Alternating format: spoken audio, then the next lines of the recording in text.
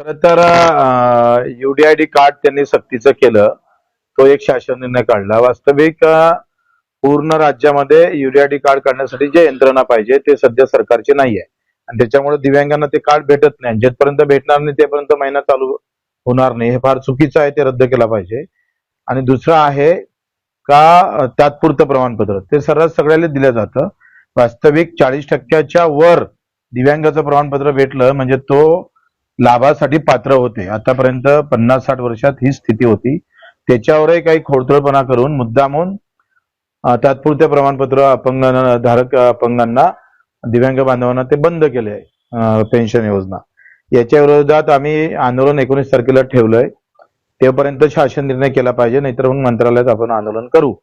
या सगळ्या संदर्भात शिंदे साहेबांनी सुद्धा दिव्यांग सचिवाशी बोलणं झालं. फोनवर ते बोलले. त्यांनी सांगितलं की मुख्य सचिवाकडे मी फाईल नेतोय आणि हे GR 2 रद्द करतो. नाही केले तर आमचं आंदोलन पक्का आहे.